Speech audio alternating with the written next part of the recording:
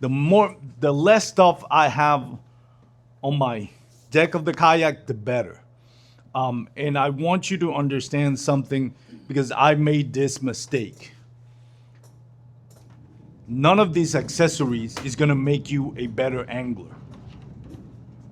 Your ability to catch fish, win tournaments, or enjoy your day on the water is going to be based on your instincts to know when to throw, be where you need to be at the time that you need to be.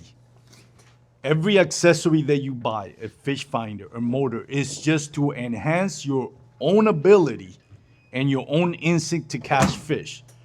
Whenever you buy something, understand that product is just to make your fishing day a little bit easier. It's not to make you a better angler. You have to have realistic expectations. When I bought my first Raymarine fish finder, I used to fish out of Sen 12T, and I got pretty decent at catching fish without any fish finder. I knew where to bank. I used to call on my jerk baits without forward-facing sonar. I was pretty decent at it. And then I got, it's like, oh, I'm gonna get a fish finder. And for like a few months, I couldn't catch a fish because I was staring literally at that piece of electronic that I bought. And I forgot, I traded that for my instincts. Once you start understanding that, you're gonna be a lot better. A fish finder, a motor, it's only there to help you do what you already know what to do.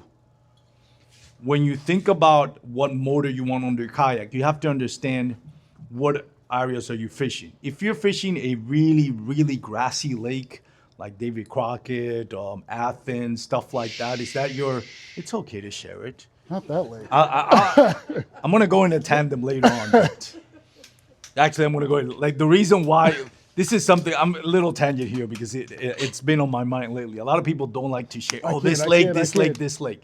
Anybody ever hear fish Fairfield? You fish Fairfield. Anybody even heard of Fairfield? Yeah. Okay. If you never heard of Fairfield, you know why? Because nobody wanted to tell you about Fairfield.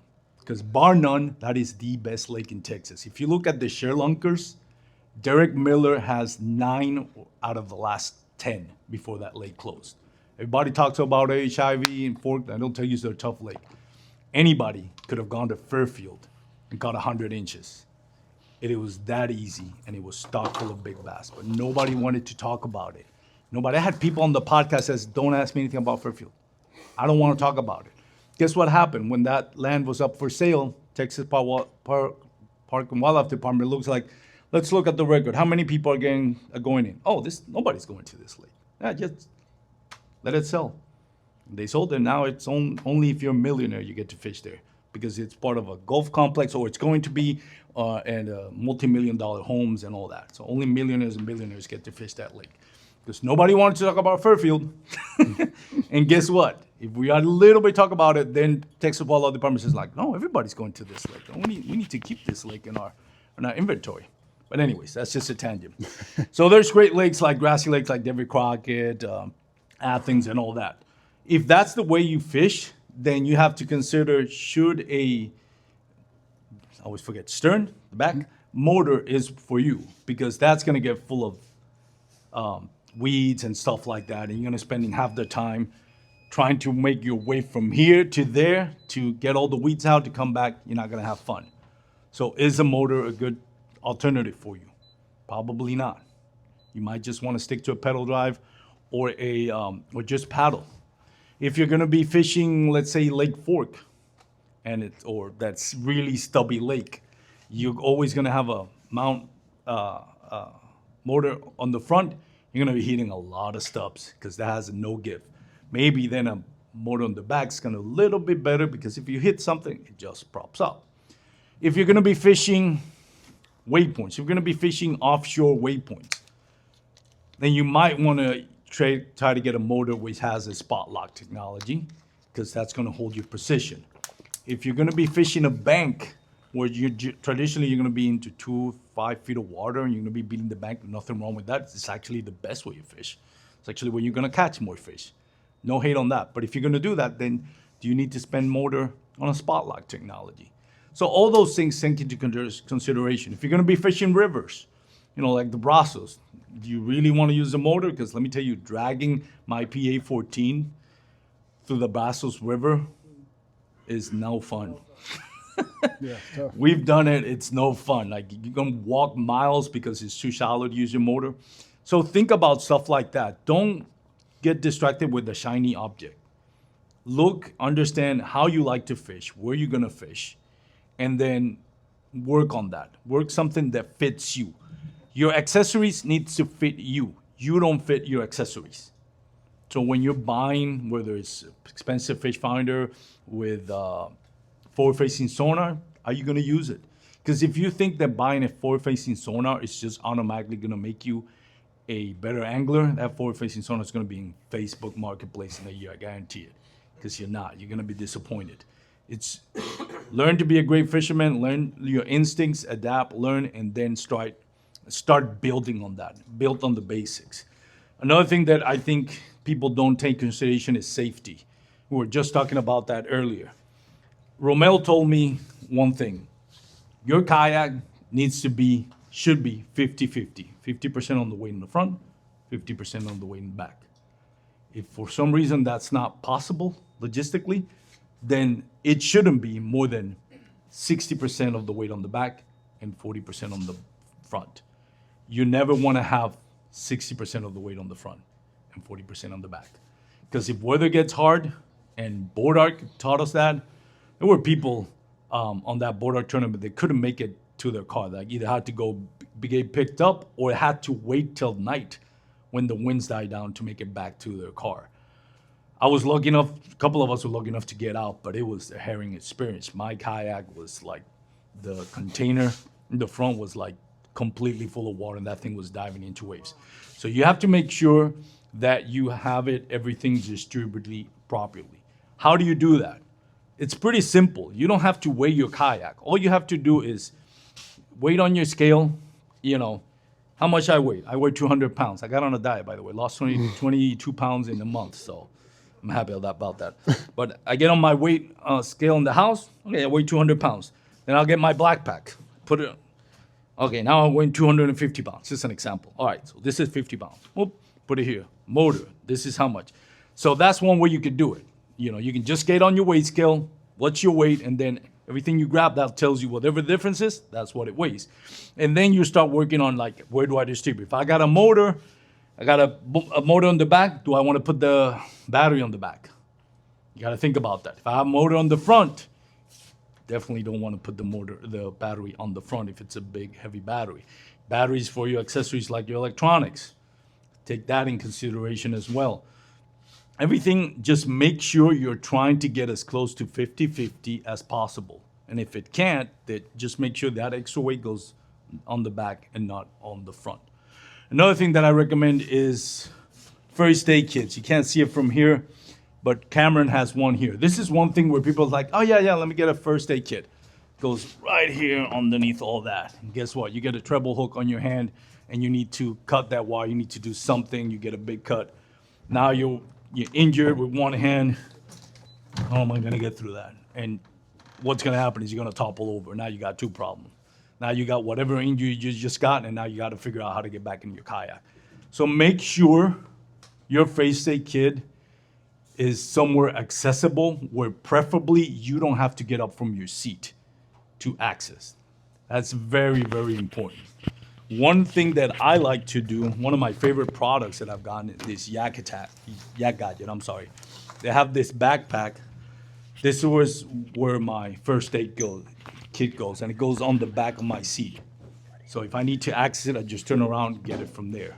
I used to have it in the bow mount motor, and then I realized that's not the best place to do it because, again, then I have to get to the front of the kayak, and if it's bad weather, think about any worst case scenario that you could be in. So when you think about that is what's your priority? Catching fish or making it home? If your priority is making it home, then that's where those things need to be. Cameron also touched on something that's very important is the throttle. And this applies to any accessories you have, your fish finder, everything like that. One thing that I learned is if you're getting to bad weather and you have a motor or a pedal drive and that fails for whatever reason, props broke, whatever, it's not working, now you need to paddle. You don't want to find out when you are heading into 3-foot rollers, 30-mile-per-hour winds, and you grab your paddle, all of a sudden your paddle's hitting the throttle, your paddle is hitting the fish finder, your paddle is hitting the rod holders. And now you have to move all that stuff away just so you can paddle your way out of trouble. Figure that out before.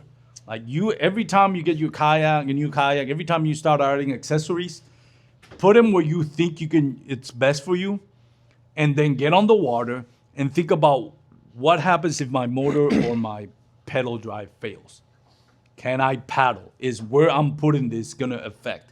Because trust me, I had that happen to me that I couldn't paddle. I had the fish finder on one side, the throttle, and I was struggling, and I was like, I'm gonna die here if I don't figure this out.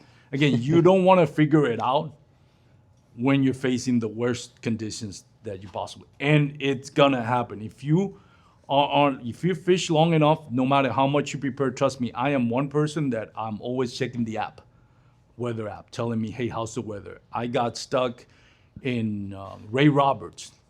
The weather app was telling me it was perfect day. And there was a storm. I don't know if you're going to Ray Roberts. It's called, in the middle of Ray Roberts, there's an island called Wolf Island. And I was fishing that for striped bass. Great spot to fish for. I didn't know there was a huge storm developing behind me. So I can't see it because the island is blocking the way. By the time I figured it out, that thing was on top of me and I needed to get to the boat ramp. Thankfully, obviously, I made it, but it was a little bit scary experience. I actually lost I lost one rod with the wind. And I was looking at the app and the app said like, oh no, it's perfect. It was like, BS it is. So don't always trust on technology, be prepared because weather is gonna hit you. Another thing it's not if, it's when, at some point you're gonna flip out. Maybe not flip your kayak. If you have a big kayak, you probably won't, takes a lot to flip it, but you are gonna fall out of your kayak at some point. Make sure where you put your accessories, you can still get to your kayak. Understand how you're building your kayak. You have to leave room to get back into your kayak. I'm gonna use an example. I know he has it all rigged out, so to show it. No, it'd be a terrible But thing to try to imagine use right that you're here and you fall out of the kayak. How the heck are you gonna get back in here? You have to understand. And again, I'm not putting him in a spot. Again, we're rigging it to show you how it works. But there's literally gonna be really hard for you because if you flip, more than likely it's because you're in bad weather. So how the heck are you gonna get back in? It's your not kayak? calm. What? Like flipping usually happens unfortunately it happens in less than ideal situations, right? It doesn't happen when it's sunny. It doesn't happen when the water's 85. It doesn't happen when it's clear, blue sky, calm water days. Mm-hmm. Like this, in this configuration, would be an absolutely terrible kayak to try to reboard if you fell off, and if you were lucky enough to have the whereabouts to jump, right? And I can go into detail on that, some stuff I'm going to do this summer, but yeah, if your kayak looks like this on tournament day and you fall out, I hope that you're near the shore or another angler. So again, the point is make sure when you rig your kayak, you're like, okay, if I fall, it's not necessarily flipping it. Like if you have a new canoe, PDL or PA14, it takes a lot to flip. Now, I'll be honest with you. I've never flipped my PA14. Could happen. But you can definitely fall out. That's pretty easy if you're standing up. And generally, if you feel like you're flipping, jump out of your kayak. Like you get on the water before that thing flips. But think about how you're gonna reboard it. Like if you're putting too much accessories, how you gonna reboard it? Have a plan, an emergency strategy for stuff like that. Think about that. And accessories on the way, could spell disaster. Another thing, and I'll end with this so I can let Peter continue, is when you flip your kayak, if you flip your kayak, can you flip it back up? Because there are things you're not going to be able to, like the motor is there. That's going to stay there. The drive is going to stay. The fish finder is going to stay there. But is your black pack going to be the reason you don't make it home? Because I see, and my friend Cameron has it tied to his. I am big advocate. I do not tie my black pack. All the lures that I have here, they're replaceable. All the rods, they're replaceable. I can lose them. I don't care. What I do with the rods is I'll have those rod socks that float. So if I do flip it, the rods are gonna float, and I'm gonna be able to retrieve it. So think about that. If you're gonna be fishing, get into the habit of using rod socks, like the foamy ones that float on your rods. That way, if you do lose them, you just grab them up. They're not gonna sink. I got a reel on my Instagram account that kind of went viral because I took them off and I put my rod and then I dropped my rod. And thankfully, a gentleman who I'm going to be fishing pretty soon in Caddo, actually with his forward-facing sonar, found the rod and gave it back to me, and I got him a free rod from Douglas Rods. But think about that. If you have everything tied on, this is going to be if you have all this is adding more weight. And usually, sneaky thing about it is your crate is what has usually the most weight because it has God knows how many 1 ounce jigs or half ounce jigs and big swim baits and all that. I'd rather lose all my lures than not make it home. So keep that in mind. Whatever you don't need to tie in to your kayak, don't. It's better off losing it. It's replaceable. But if you can't flip this because of the weight, because everything that's tied to it, then, you're running a risk. So think about all that. I got other stuff, but Peter, you want to jump in and then we'll take more turns talking about all this stuff. Sure.